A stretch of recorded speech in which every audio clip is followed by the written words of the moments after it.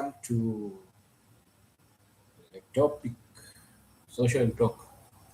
Today we are just talking randomly and I'm answering any question that can be medical online. Any question that a person can ask, you are welcome. You are welcome to talk on any question that you feel is important.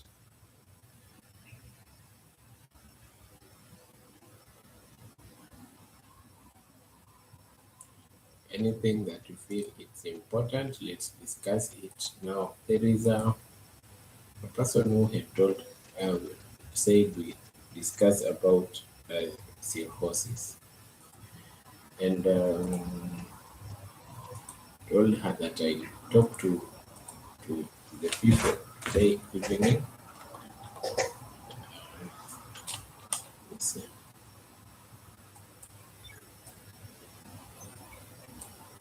Let me see. Let me get to see. Let me talk about it now. Let's see. What's this? Oh, shit. Okay, that one.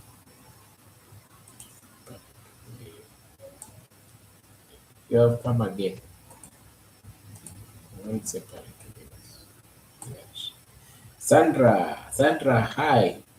Today I'm answering questions from people. I'm answering questions from people. The first question that I was asked was I talk about cirrhosis, and there is a lady called Lipenga. Lipenga told me to talk about cirrhosis. So I think I have to answer, and she will rewatch. If she's here, that is okay. That's nice. Now, what is hi Sandra? I'm doing good. In the daytime we talked about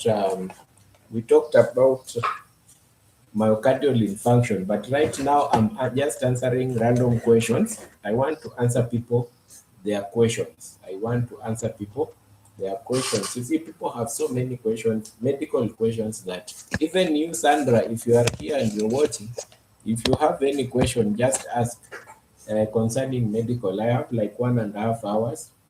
I think it will be enough to answer those questions. So someone asked me about cirrhosis. What is cirrhosis? Talk about cirrhosis. The term cirrhosis. Sometimes people think medical terms are so complicated when they sound, but they are so. If you understand them, they are not so complicated. I think they are just words. Words, just like when people started to learn about English in the other countries that they don't understand English, it's just like medical terms. So they are there to be learned and to be practiced. Now, there is this called cirrhosis that I was asked to talk about. Cirrhosis. Cirrhosis is a chronic liver disease where normal liver tissues is replaced by the scar, which affects how the liver works. Liver cirrhosis. Cirrhosis, they have said, is a, a is a scar in the liver. You know, the liver cells, they multiply, and when they multiply, what they do after they have worked and worked, some cells are brought about.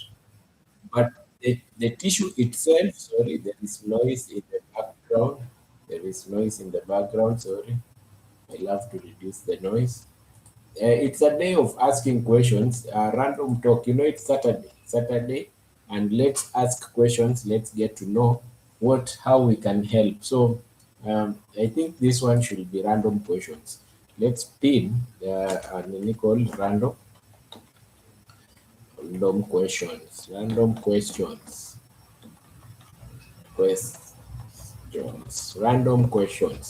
Yes. Now, I was answering one of the ladies that requested I talk about liver cirrhosis. Now, liver cirrhosis. What is liver cirrhosis?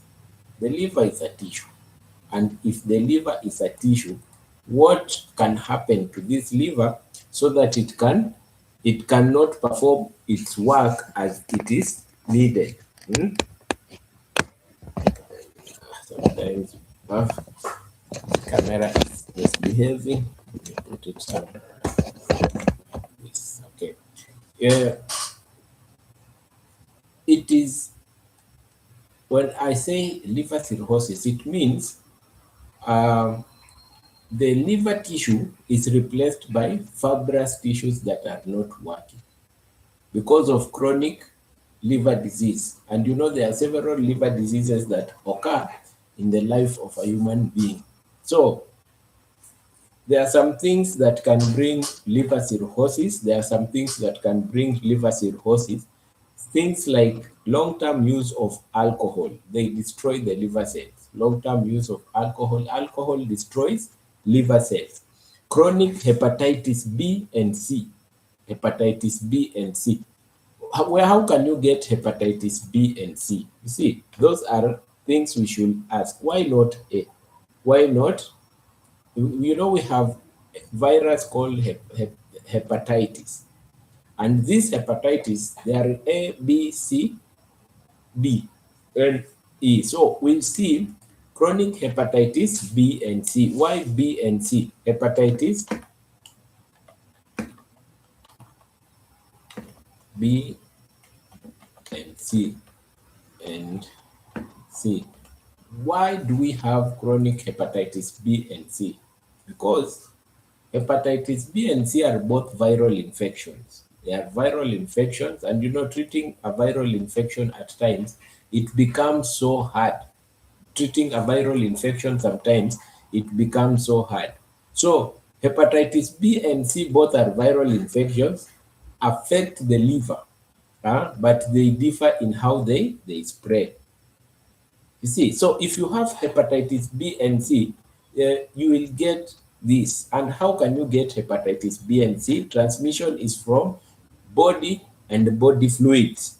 You exchanging body fluid using unprotected sex and sharp needles. Those people that are using sharp needles when they are doing drugs like heroin, you can get hepatitis B and C.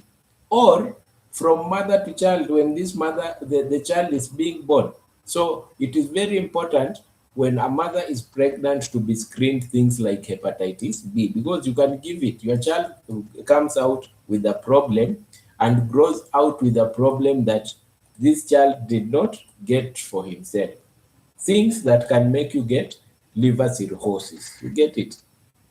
Very important. If you are watching, don't forget to like, so that we get impressions. We get impressions. You know, impressions make so many people to come and they learn and they get help from other people. Greetings, everyone. That is Miriam Mumbwa. Thanks, Miriam Mumbwa, for coming along.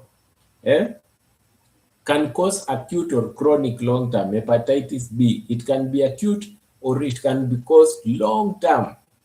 And long term is not a good thing. Hepatitis that is long term is a bad thing. It can cause you to have the liver damage. It damages, you know, a virus, multiplication of a virus is the virus must get a cell to copy its DNA so that it can multiply.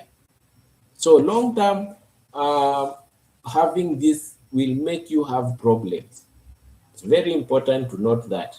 And you have seen hepatitis B is transmitted through unprotected body fluids. Unprotected body fluids. Yes, guys, if you are coming in, today is a day of asking just random questions. If you have any question that you think you may ask, it's good you ask so that we help each other. There are so many questions. So I've started with the one that I was asked by our friend Lipenga, about cirrhosis, about the liver damage. So these are the things we live with daily, you see. So hepatitis C, what is hepatitis C? Which can cause liver damage. You see, liver damage only means, liver cirrhosis only means you've got an infection or there is more cholesterol in your body and it is coming up to be cholesterol fatty liver.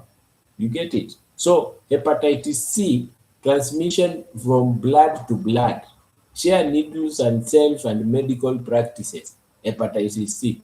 This one is not like hepatitis B. This one is transmitted through blood to blood. When you share needles, King Ray is here. Hi, King Ray, welcome to the platform. Judy, today I'm just talking, it is a random talk. I'm just having a random talk. Let's have a random talk for those questions that you've been asking yourself. It's time to ask them right now. At least we learn some specific things. That confusion of a medical thing that you've been having, let's bring it right now so that we can learn and we know. Yes, I'm answering questions. So I've started answering talk about cirrhosis. What is cirrhosis? That is a question that I was asked. What is cirrhosis? So I have explained that cirrhosis is chronic liver disease where normal liver tissue is replaced by scarce. Imagine, by scarce tissue. When you have a wound somewhere, what is left there is a Bibi Shosh. Wow.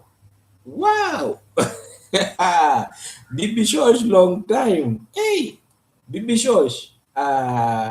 Long time. I'm happy to see you. I'm really happy to see you here. So come on. If you are coming, this is not my talk, it is your talk. If you have any question, post that question here so that we can. I was in well. Okay, Bibi Shosh. We thank God that you are here. When I see you are here, I know God is working. So, and we continue. If you have a question, don't. Sorry, Bibi Shosh. What was the problem? I think if you can share it with us, or if you think it's personal, don't share. But we thank God you are okay right now, and everything will be fine. I'm so happy that you are here, Bibi Shosh. I'm so delighted. Thank God, and you are healed in Jesus' name. Now, I was talking about the chronic liver disease. When your liver has a disease, the cells of the liver die. And when the cells of the liver die, they leave a tissue, which is fibrous, which is not working as the liver. So that one is called cirrhosis, the disease itself. And we were giving key points on causes. What causes liver disease? Long-term use of alcohol, because when you take alcohol, the breakdown of alcohol to a substance that you can urinate goes to the liver and it destroys the liver cells. So that process, it was hay fever, Bibi Shosh. Are you okay if I talk about hay fever after this? Bibi Shosh, are you okay if I talk about hay fever after I've finished with cirrhosis, the question that I was asked? If you are okay, I will talk about hay fever. Okay, let me finish with the question on cirrhosis, and then I will talk about hay fever. Please don't just watch. Share a like so that I can get impressions. So share a like so that I can get some impressions. So we have talked about the difference between hepatitis C and B is one can be shared through unprotected sex, but the other can be shared through exchange of blood. And we were on key points when it comes to things that can make you have liver disease, things that can make you have liver complications. Guys, let the likes flow. Let the likes flow. Or I'm not explaining well. Or I'm not explaining well. If you feel I'm doing something good, man, hit the like button. Share. Today I'm happy. My friend is here. Bibi Shosh. I saw Bibi Shosh sometimes back. And I was wondering, if I have not seen someone online, but I start asking questions. Where did this go? Where did you see? But when you see her now texting saying I'm around and I'm alive, you feel, wow, God is working.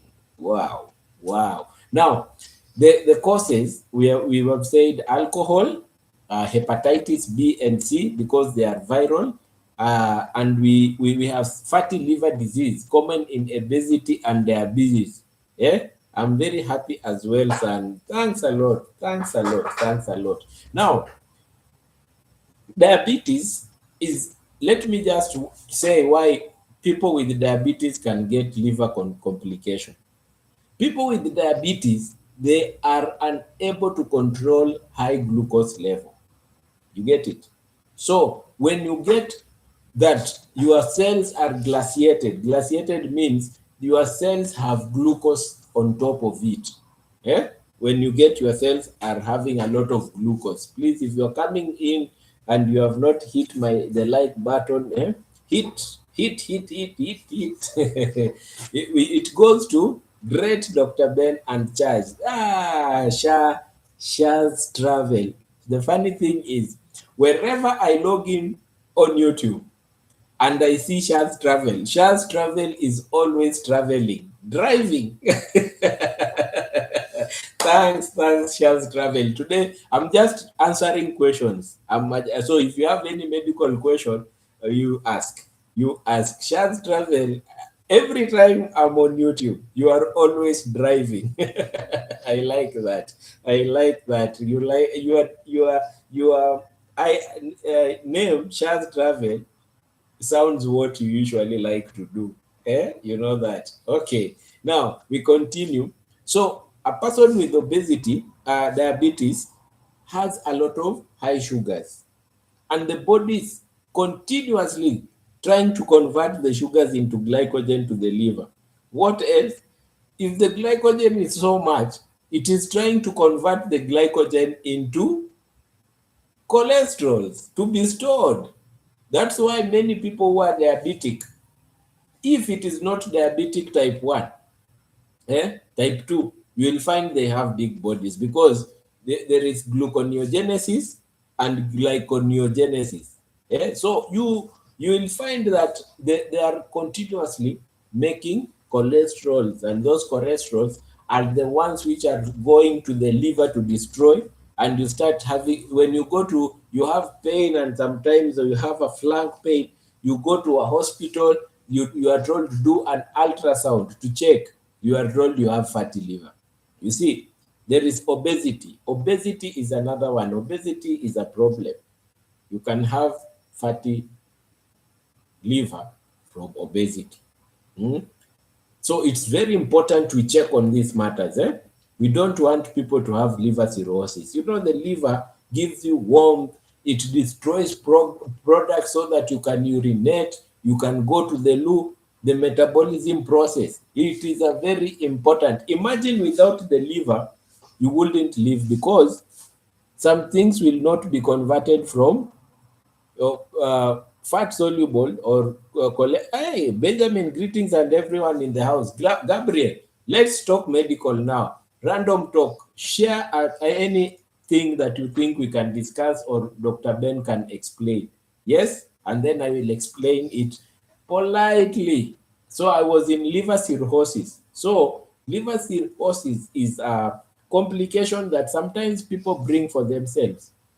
And the other thing is, let's see, what are the signs and symptoms of liver cirrhosis? What are the signs and symptoms of liver cirrhosis? Please, if you have not liked my chat, don't just go without giving me a thumb. Give me a thumb, and as we go on, let me get more impression. So, symptoms are like fatigue and weakness. Because what is happening in the liver is, the liver is unable to control the breakdown of toxins to water soluble so that you can remove the toxins in the body through the kidney and the bladder and down there. So you are always fatigued and weakness because you have several complications. Now, We talk about something called loss of appetite. If you are not, if you should in life you should eat and remove, and the process of eating and removing starts from the mouth, absorption from the stomach, then goes to the liver. From the liver, it goes to the kidney. From the kidney, you either urinate, or from the large intestines, you do what? You go to the loo. You get it? So those are the process that I'm talking about. Those are the process that I'm talking about. If now one of the process in the liver is cut down, what will happen? If one of the process hit the very nice, hit the Share Travels is telling people to hit and like, subscribe button as you come in. Yes, Shaz, thank you so much. So that when even I'm online and you have a question, it can alert you, hey, hey, hey. You know, if you have subscribed, YouTube alerts you that, the doctor is online. Please come on, come on, come on. Yes? So that is it. Now, yellow of the skin and eyes, yellowing of the skin and eyes, that is called jaundice. Jaundice is yellowing of the skin and eyes. And where do the jaundice come from? How do you get yellowness when you are sick? There are some people, when you get malaria, you get yellowness. Some people, when you have taken a lot of drugs, you get yellowness. Where does this come? Because of one process. When you go to the liver, the process of metabolism, the cells do a lot of work breaking down the drugs that you've taken. The cells do a lot of work when they are dying in liver cirrhosis. And when a liver cell dies, what happens? Red blood cells, they remove two things, heme and globin. Heme and globin. Globin is a protein. Heme is the hemoglobin part. So when it dies, what happens? When heme dies, what happens? You remain with something called biliverdin, bilirubin. So bilirubin, when it is the yellow part that is deposited on your eyes, as blood is spreading around your body, spreading around your body, you remain with the yellow part that is called jaundice. In diseases like malaria, why do you get yellowness of the eyes? Now we are not in cirrhosis, but in diseases like malaria, because the malaria parasite goes inside the red blood cell, and it destroys the red blood cell. So the red blood cell produces heme plus the globin. So the heme part removes a substance called bilirubin, the yellow substance. That is how malaria makes you have yellowness. You get it? Eh? Very interesting. Very interesting. Very interesting. Who are those people who don't want to give doctor a like, man? But and I'm just in the first questions, and I'm not seeing any question. Anyone with a question, my friend? This one I finish, I go to the next question. It's a random talk, and let's interact. Let's interact. No, from yellowness of the eyes to swelling in the legs or abdomen. Swelling in the abdomen is not that you have a stomach that is big or the colon has become big. No, it is fluid that is seeping away from from the. I am getting a paper to explain why some people swell the abdomen when they are sick. It is not that you are eating so much. No, it is not. It is something called ascites. Ascites. Ascites is fluid that is, where are these papers of mine? Ascites is when you are having fluids that are seeping from the common circulation to something called the peritoneum. Peritoneum. Where is this? No, it's a random talk. Please, if you have a question, ask. If you have a question, ask. I'm still on the first question of cirrhosis. Now, check this out. Check this out. I want to draw someone, and I want to draw someone's stomach. I want to draw someone's stomach. This one. I want to draw someone's stomach. Now, you see this stomach? This is a person with a stomach. And then there is fat layer and there is some fluid layer. So when you have a problem in the liver and you don't have good circulation, so this part of the body, the stomach and the intestines are here. You will find the peritoneum layer here. So between this, the part that is between the skin and the abdomen starts to accumulate some fluids. And when they start to accumulate some fluids, you get something called ascites. Ascites is water retention or accumulation between these two layers. And sometimes when we see it is too much, that is when we take a trocar, we put here and we drain the fluid. So that one can be the symptom. You have never had a big stomach, and then people suddenly start to see you with a stomach that is going like you are pregnant. And when you go to do, if you are a lady, when you go to do a pregnancy test, it is negative. When you're a man, people start telling you that you are taking too much alcohol. You get it? Run out will. Okay, shall travel. So we continue, we say, sometimes you start having easy bruising because there are factors of the, if you are getting easy bruising, the core factors that you are having, they are having a problem. Core factors are like you have incapability of storing vitamins in your body and your collagen levels are going down because the liver is not metabolizing them and it's not keeping them. So which complications can you get in liver cirrhosis, problems with the liver? You can get liver failure. You can get portal hypertension. Portal hypertension, I named it. Portal hypertension is a circulation. Oh, today you are not seeing the circulation from your heart to the lungs.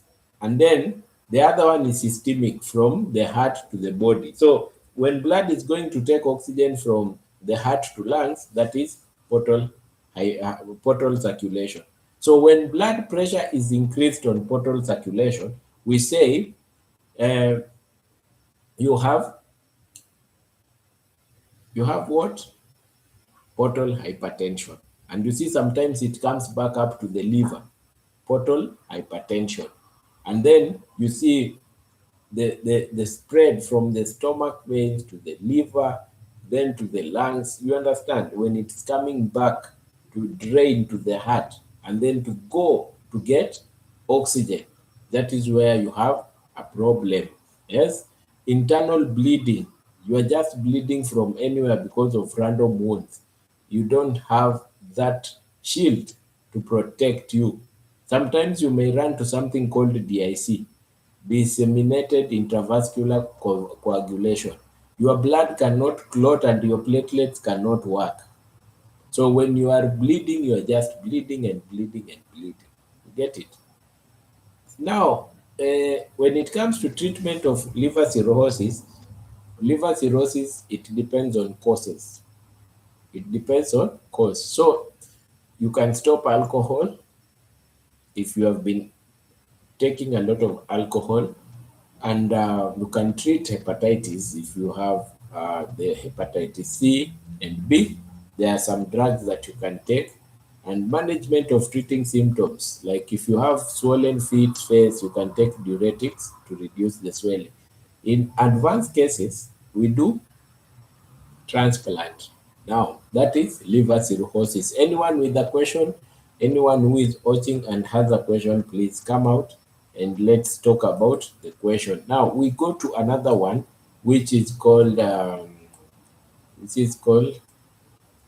we go to another one, which is called hay fever. Hay fever. What is hay fever? People say, why was it called hay fever, by the way? Because of hay. But hay fever is an allergic reaction to airborne substance like pollen, dust, or molds. Allergic reaction to that. So when you people are going to to to, to process hay, sometimes they were coughing a lot.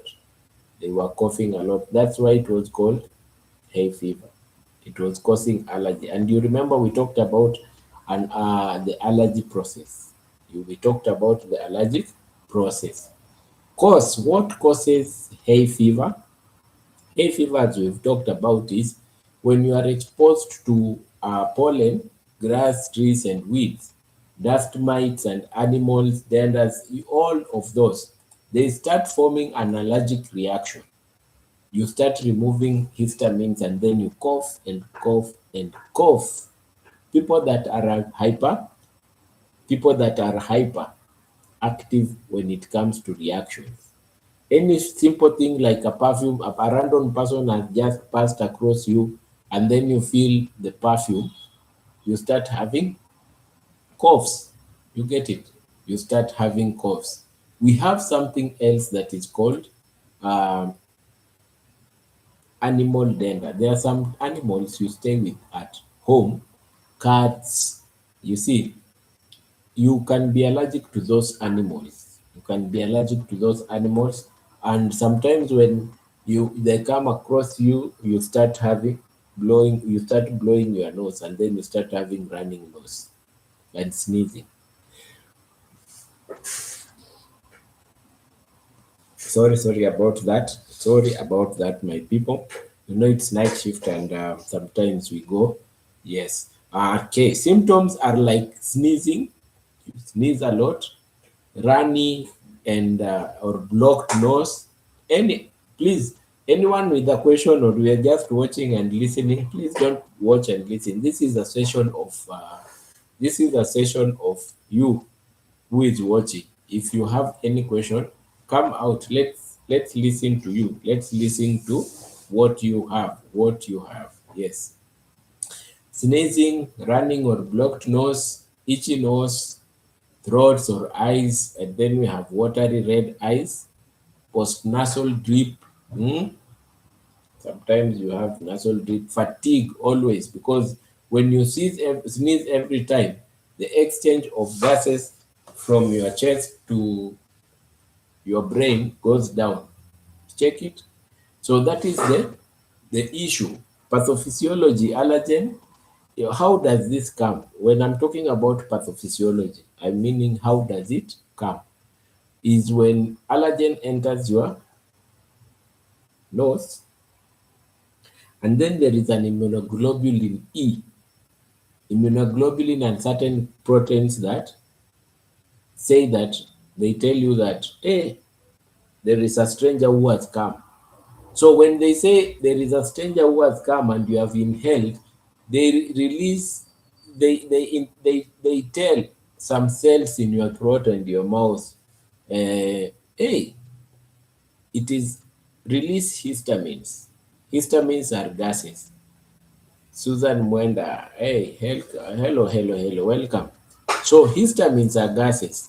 That's why when you have a running nose or you are sneezing, you go to a pharmacy, they'll give you antihistamine because my one side is causing me to have eye irritation. Yes, because even the eye have some cells that respond to irritations.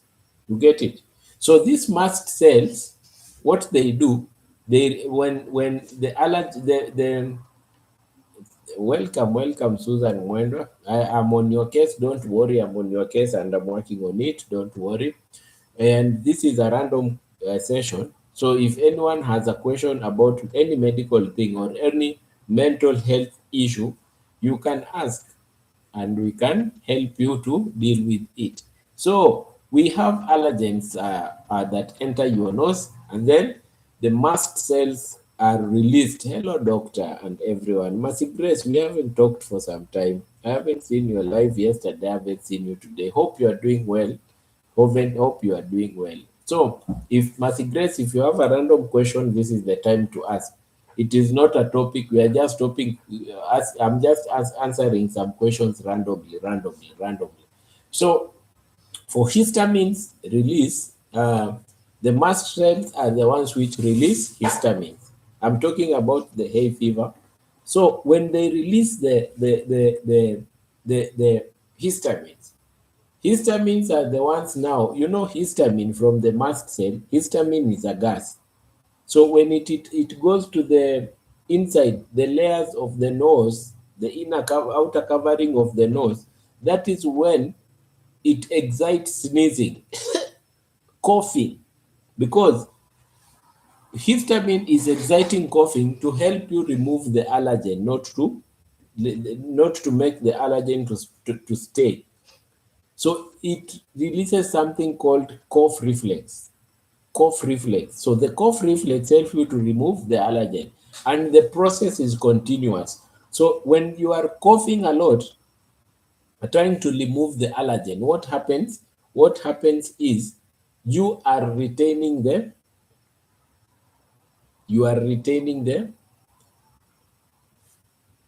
air that is inside, and you are not breathing well. So the continuous process, doctor got terrible tonsillitis. Talk of medications. Okay. The next thing I'm talking about is tonsillitis and medication after the hay fever. So when you have sneezed several times, the exchange of blood comes down. You see? Just a minute. Miriam is still here. Thanks a lot.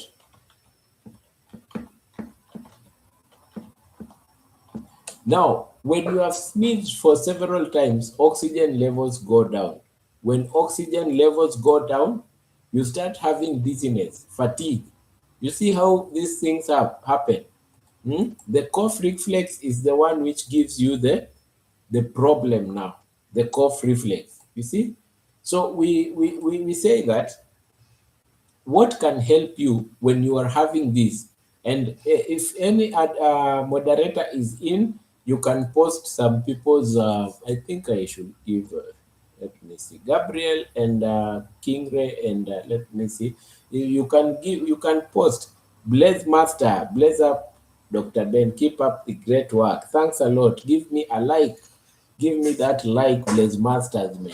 Give me that like. Let me feel the sweetness of being given the like. Now, you see, the histamines, we are talking about the histamines. If you want to stay well and you know you have allergic reaction, I've explained how it comes by mast cells releasing histamines. You can take an antihistamine. An antihistamine helps to stop cute Jesse. I think I have to seek medication checkup. I don't understand my body at all. Hey, cute Jesse has a problem called here and there syndrome without a specific diagnosis. In Kenya, we call it Hapanakule syndrome. You just feel you are not here, you are not there. Everywhere is here. You're telling the doctor, I have Hapanakule syndrome, here and there syndromes. I don't understand what is happening. So you can use nasal decongestant so that air can go to the lungs well, so that you don't get headache and fatigue. And the main important thing is you need to avoid the triggers. Wear mask if you know you are allergic and you are having those hyper activities of the nose or something, or even food. Avoid. Some people are genetically born with hypersensitivity. You just avoid, keep windows closed, don't feel the dust. Stay indoors during high pollen times for those that are living at home, at their farmlands. You get it? That is the main thing that you can do for yourself when it comes to helping yourself. Now, complications are like you can get sinusitis. That one hits a ring and a bell. Here, don't tell someone that I have sinus. Sinus, you have them. Everyone has sinus. But the layers of the sinus, in simple term, sinus are called holes. My mouth is a sinus, this is a sinus, but inside here on the bone, there is a sinus called ethmoid sinus, a hole. It's like saying ethmoid hole. So everyone has it. But on top of that hole, there is a cavity layer. That cavity is which is it undergoes that cavity is which undergoes something called inflammation. And when it undergoes inflammation, you are unable to breathe well, not the whole. So don't tell someone I have sinus. Yes, we have. Even someone who is not sick have sinus. What you are having is inflammation of the layers of the sinus, which is called sinusitis. Yes, Miriam Bumbo, please, you are doing a good job. Share those links. You get it. So, complication can be sinusitis, sleep disturbance at night, worsening of asthma. So for those people who have asthma, you can worsen the asthma. Now, that is about hay fever. I know who has it or who has gone through it. The drugs that you are given were antihistamine, corticosteroids like fluticasone, to reduce inflammation. The key point in hay fever is to reduce inflammation. You get it? Loratadine, cetirizine, all those antihistamines, pseudoephedrine, decongestants to let the sinus to be open for you to breathe well. Okay, that is about hay fever. If you have any question, please drop it. Drop any question that you have. There is a question that has come in about tonsillitis. Tonsils. What are tonsil nodes? Tonsils are lymph nodes. Lymph. They are just nodes, and we have a lot of lymph nodes. I will answer what a person has asked, so I will not go deep into limbs. I'll talk about tonsillitis. Lymph nodes are, you have tonsil nodes, we have auricular nodes. Thank you, Doctor. Welcome, Bibi Shosh. So now, Bibi Shosh, you know what to do when you are attacked by this. You prevent yourself, use mask. Tonsils are here. And causes of tonsillitis, tonsils are tonsil nodes. When we talk of tonsillitis, we are talking of inflammation of those tonsil nodes. Litis means inflammation of the tonsil nodes. Litis, inflammation. So, tonsillitis, inflammation of the palate tonsils. Palate tonsils, this one, usually due to infections. And these infections, they are mostly viral or bacterial. You get it? Viral or bacterial. So, if it is viral, most that are normal that we know, the virus that we usually know around, the virus that we know, adenovirus or Epstein-Barr virus, those ones are known to be very disturbing tonsils. And bacterial, Streptococcus pyogenes. If you get Streptococcus pyogenes, my friend, hey, what you usually get is fever. Hey, you know, pyogenes means pus. So if you have ever had something called a boil with yellow things in it, the yellowness, that one is a bacteria. It's called pyogenes. That is Streptococcus pyogenes. The pus itself, pus producing bacteria. So when you excise and you remove the pus, pus is a yellow fluid. Just know you are removing that bacteria that is accumulating there. Yes? Pyogenia. So this Streptococcus, you can get it, and then it comes and settles in your body. So how does this tonsillitis happen? How does they swell? How does tonsillitis swell? Hey, guys, ask me how. Let's learn. And why it is not good to remove tonsil nodes unless it is cancerous. You know, sometimes people just remove tonsil nodes, not knowing that they are doing a bad thing. Entry of pathogen, the entry of pathogen. Microorganism enter through the mouth or the nose.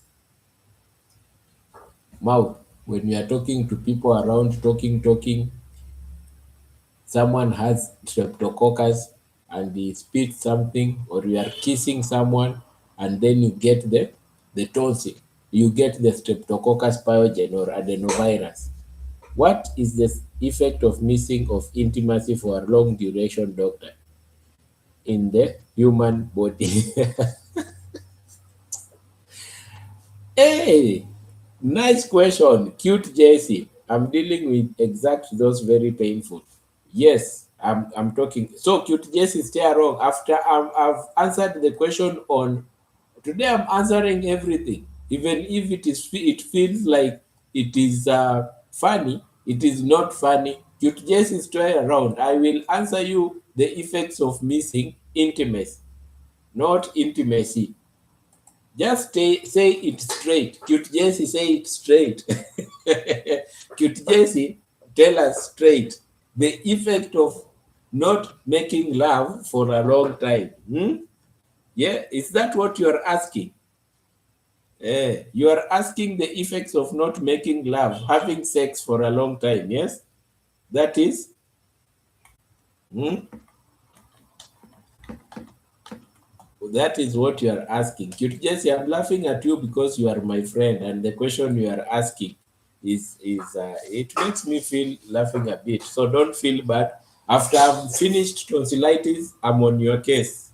Today I'm answering everything medical, even if it feels like it is a funny thing. I'm answering everything medically. So if you are here, you have a funny question, don't think it is funny. Let's talk and let's answer everything medically. I'm here now. We have to use logic and respectful words.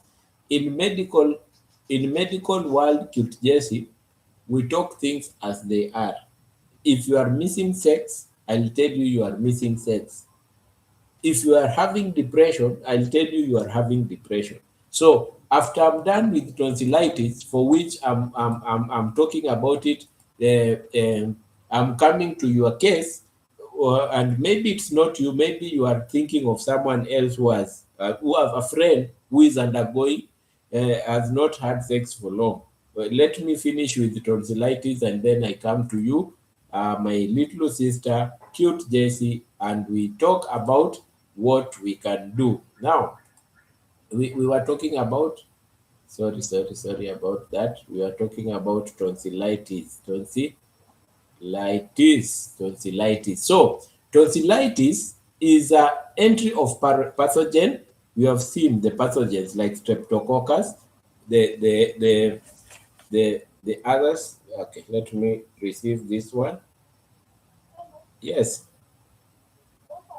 Poa uko wapi? Ati? Pole. Ngoja nitakupigia saa ingine.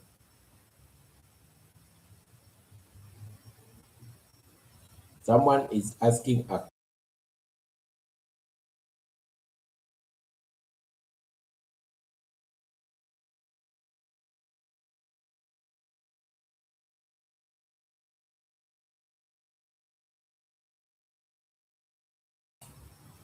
I was talking about, we have talked about entry of the pathogen.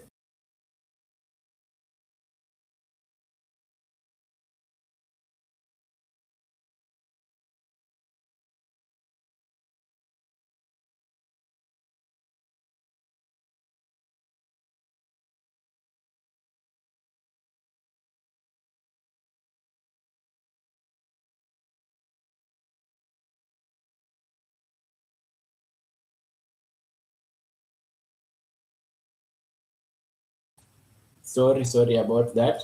I was talking about the entry, which is the immune system. You get you get the pathogen inside the streptococcus, the virus, the what, you get it. Now, when they enter, they colonize the tonsillar crypt. If you look at your tonsils, they are crypts, they are folded. If you look at the tonsils, they are folded like this. They are folded. The tonsil nodes are folded, something like this. They fold, so they enter inside the folds. When they enter inside the folds, what happens? What happens when they enter inside the folds? That is called colonizing. They start getting inside. So immune action happens just like the nodes. The tonsil nodes have the tonsil nodes have the macrophages and the lymphocytes. So the macrophages and the lymphocytes, what they do, they remove cytokines like the histamines. So in the airway and the skin, we have histamines, the histamines that we have talked about. But in the inside the vessels, inside the vessels, we have something called the cytokines, inflammatory mediators. Yeah, so macrophages and lymphocytes, they release the cytokines. So inflammation starts to happen. You get the tonsils are red, just like how the dorsal area is, and increased permeability, swelling, edema here in the tonsils, because the pathogen is working on the folds, because it's a tissue. You get it? Exudate formation, pus starts to form, and tissue damage. You in bacterial infection, if you are coming here right now, just know we are dealing with random questions. We are just going through some random questions. So you do what? You have formation of white patches inside. If you look at the tonsils when you are sick, they are always white. They are always white. Toxins and immune response damage the tissues. Just like how the histamine we have talked, they are released from your nose. The macrophages cells release some cytokines, leukotrienes. They are called leukotrienes, and they damage the tonsils. So your body is the one which damages the body by defending itself from the pathogen. You get tissue damage with white patches. You get it? Because now blood is not getting there, it turns white. Now, in cytokine systemic response, you will get fever, malaise, body is down, and enlarged lymph nodes because inflammation is going on. We have really talked about inflammation, yes? So it depends, the treatment itself depends with the cause. Because if you get a viral infection and you have tonsillitis, if you take an antibiotic, it will not work. Viruses are not treated by an antibiotic. You get it? Viruses are treated by antivirals. They are suppressed. So if you have fever and you feel that you have the signs of of bacterial this inflammation, you can take an antibiotic. But the main thing when you have tonsil nodes is to reduce inflammation. So the main thing you can do is take paracetamol and prednisone to reduce the symptom. Paracetamol and prednisone to reduce the symptom. If you are coming in right now, please like the chat. Let's go on as we help each and everyone. Life with Razel. Hello. Today is random talk. We are just talking randomly. Yes, nice, nice, nice. So antibiotic, sometimes you have not gone to a hospital, take a broad spectrum antibiotic to cover. Maybe it's you are not sure, just start an antibiotic, because even if you start an antibiotic and it's viral, it will spare you getting another bacteria that is coming when you are having a viral infection.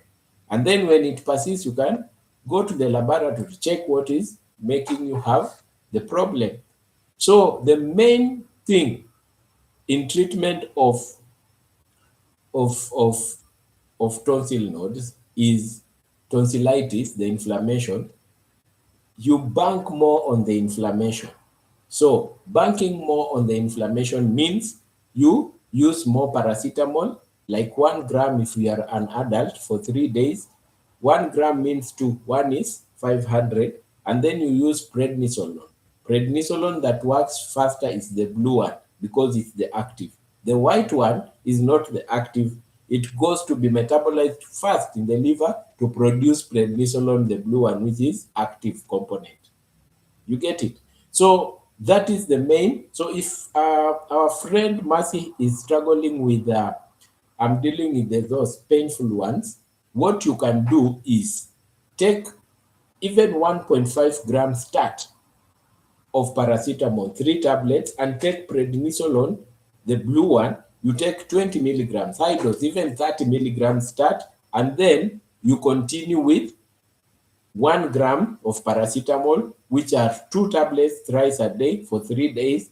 And you can take the other one, which is prednisolone, you reduce to 10 milligrams, continue for, you get it.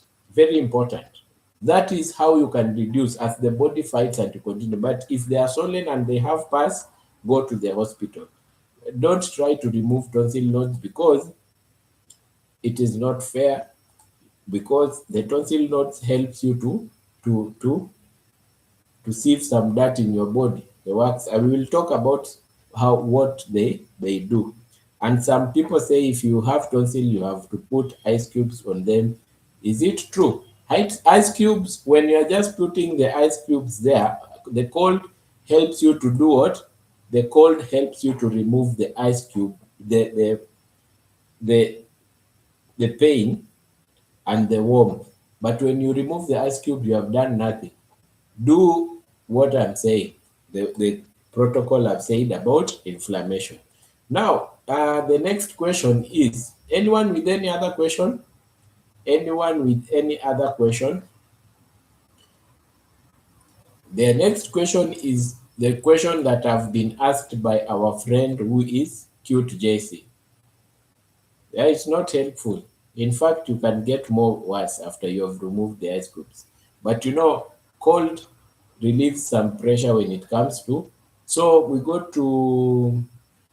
to the question that I was asked by our little sister here. What is if you miss intimacy for long? What is if you miss making love for long? What if you are missing the feeling? You know, there are some people who don't miss the feeling, but they are okay. But there is someone who is missing the feeling. You should differentiate those two.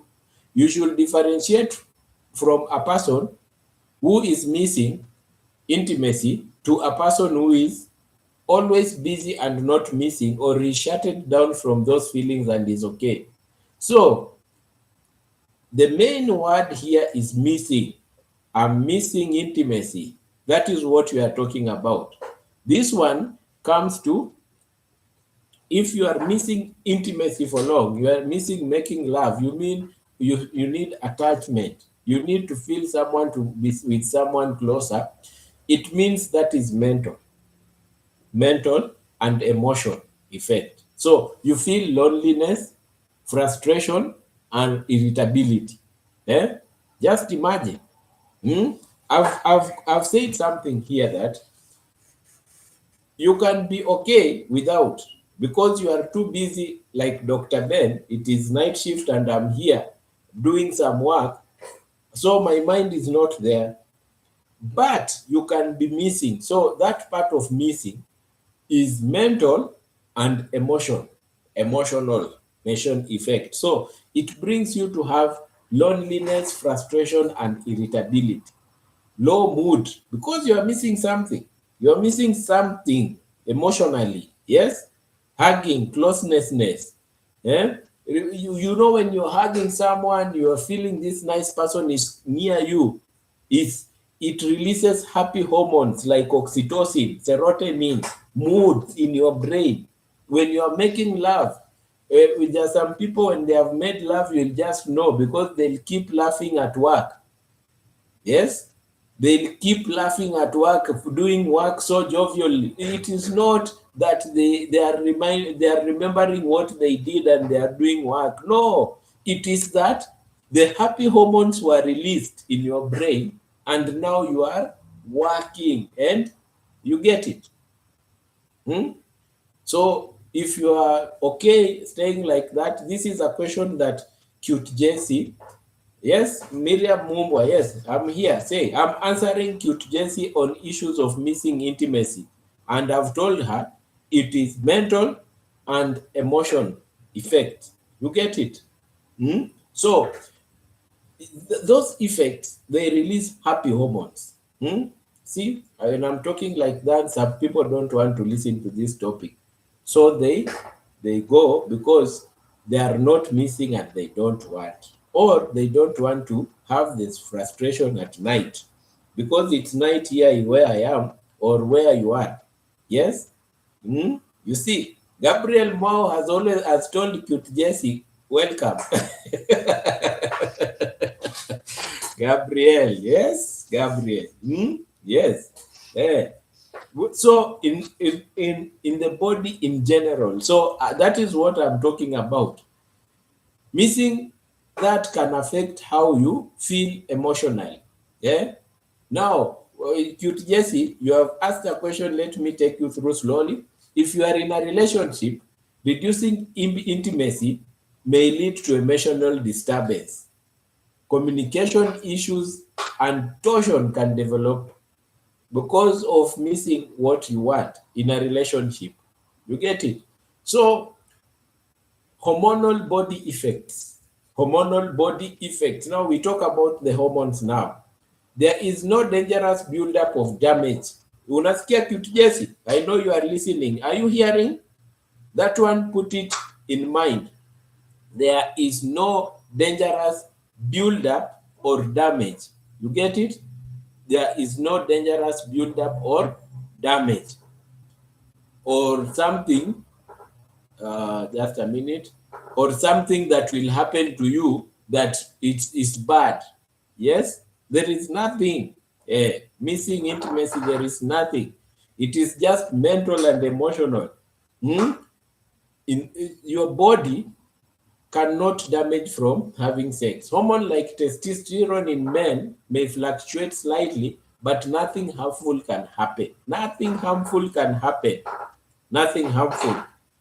Sexual desire may decrease over time for some people, stay the same, or even increase in others. You see that? Sleep and stress. Sex can help you get relaxation, better sleep, stress reduction. So without it, people may feel that they can't sleep well. No, but I have answered our cute. That is for female. That is for female. Let's talk for males. What can but you remember for hormones we have talked just a minute.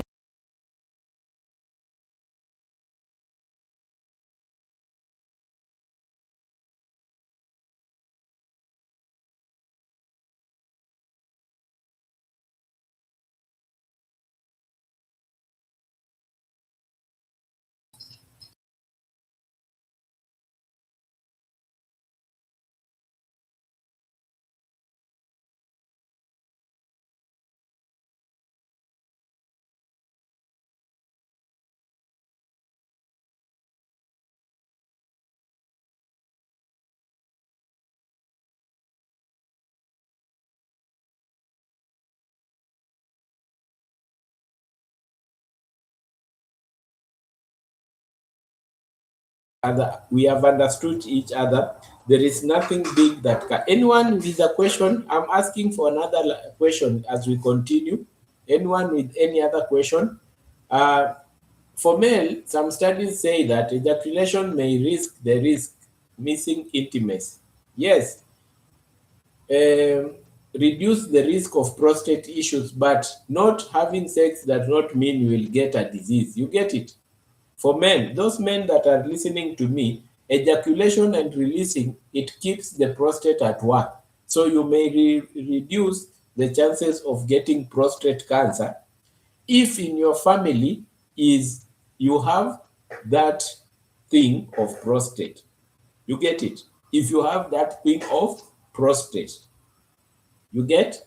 So, uh, man, I'm not saying that if you're not having someone, you start masturbating. No, masturbating is a bad thing. It will damage your brain, it will damage your life. Get a good woman, love that woman, marry that woman, do your thing. So, these are studies that have showed that, some studies have showed that ejaculation reduces the risk of prostate hyperplasia. Important truth is this: the body does not spoil anyhow. I'm waiting for any other question as I finish. This is hitting different. Miriam, how is it hitting? Right, left, and center, or center, left? Any confusion? It is hitting differently, yes? Mao, this is a question that was asked by Cute Jesse. That's why I'm asking. I'm now answering generally. I'm answering for Cute Jesse and everyone that is here. And the body does not spoil or weaken or get damaged from lack of sex. No, you will not have any issue. Get? It is only emotional connection, stress, personal satisfaction to feel relieved. Eh? But Cute Jesse, listen to me, my dear little sister. My dear little sister, now listen to me. This is important.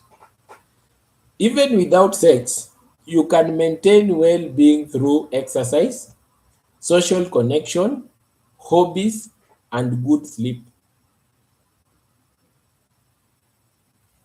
But I'll give you something here. Because you've asked about it, I will give you something that you need to understand. It is very important. You need to understand. So the topic today is over 18. Eh? It's over 18. What of those people who do too much sex? Too much sex can give you fatigue and weakness, genitourinary infections, back or muscle pain, temporal or reduced performance, especially in men. If you do too much sex, your performance will go down. So you can increase risk of infections like STIs and mental physiological problems. Mental physiological problems. So if you have mental issues, sometimes you can lose focus because you are used to it. You know, your brain keeps what you usually think of. So if you are used to thinking of football, you will always think of Arsenal and Manchester. But if you are used of thinking of the other game in bed, you will still continue thinking of the other thing in bed.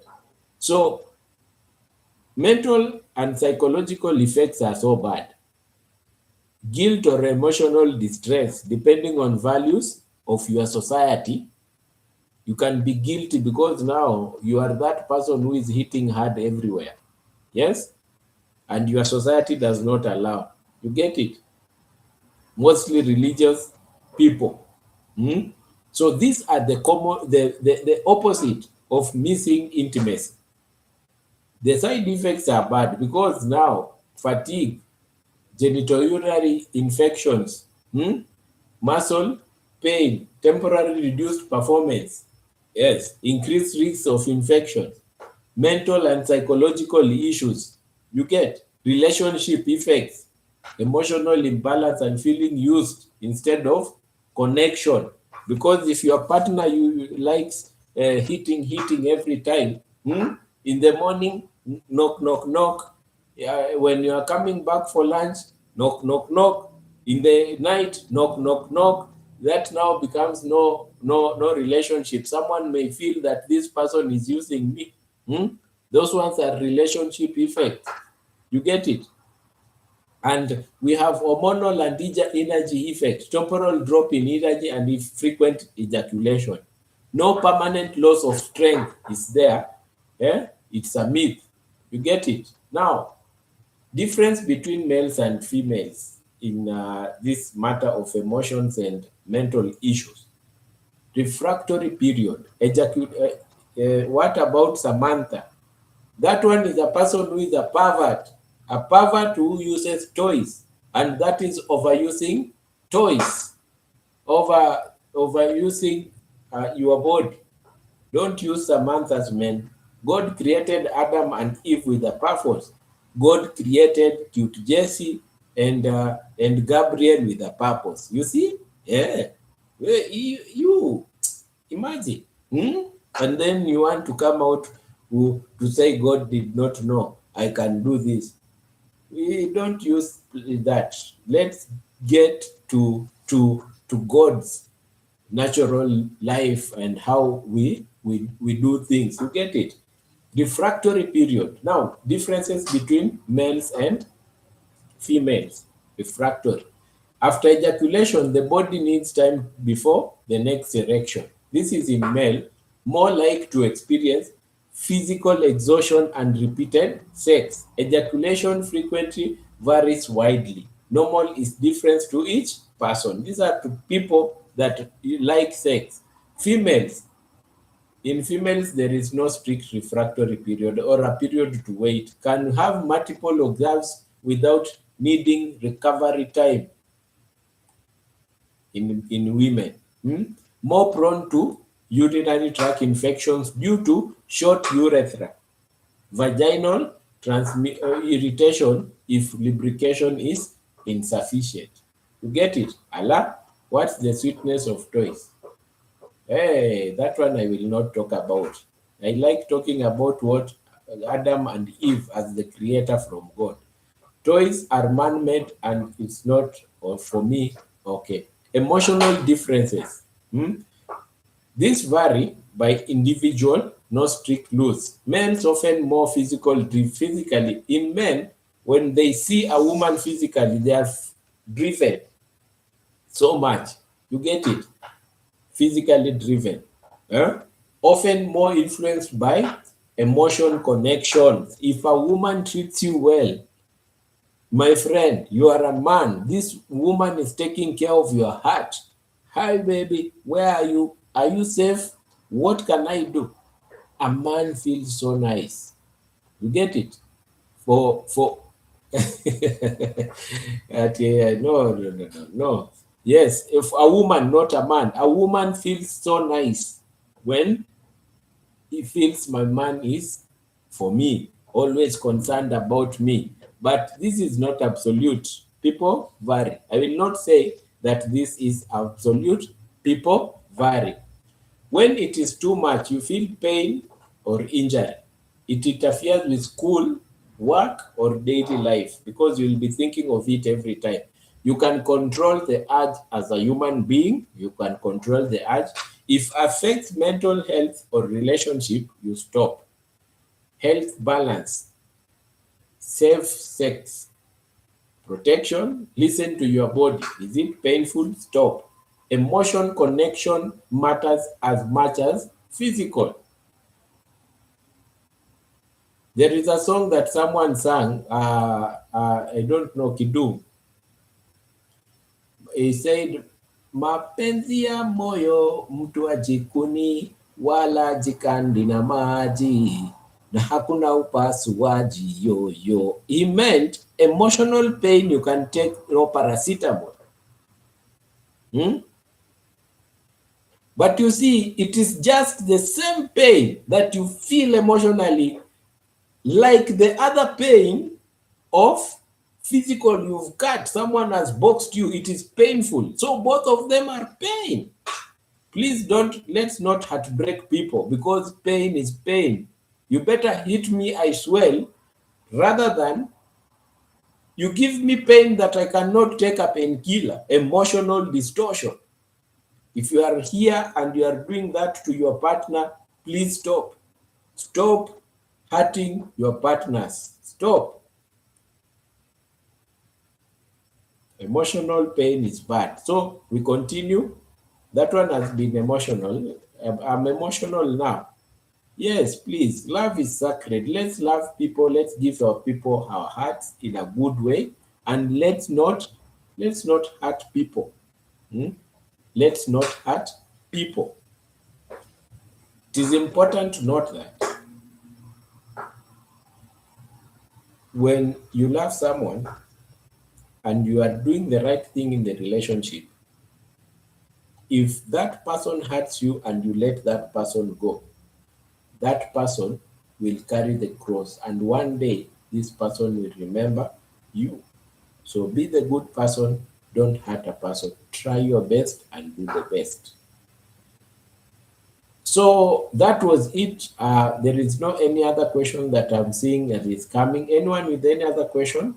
I think that one I've handled it correctly for Cute Jesse and everyone who is listening. Anyone with any other question? Anyone with any other question? I think people have no questions today, and I've tried the best, and it was a random talk. And Baby Shosh, yeah, exactly. Love is sacred. It was, it is something that God gave us, and we did not know how to manipulate it. If there is something that a human being doesn't know how to manipulate, it's emotion and love. So let's not heartbreak people. It is very bad when you know someone loves you and you are heartbreaking that person. Very bad. So if we don't have any question tonight, anyone with any question before I log off, I've answered the questions that have been given, medical questions, mental questions. Anyone with any other question that we can work on? Anyone with any other question? I'm waiting for the last question that I can work on. But it seems people are tired or they are okay. So with no question, tomorrow is a Sunday. I'll be introducing a topic. We are still on heart issues, not emotions now, physical problems.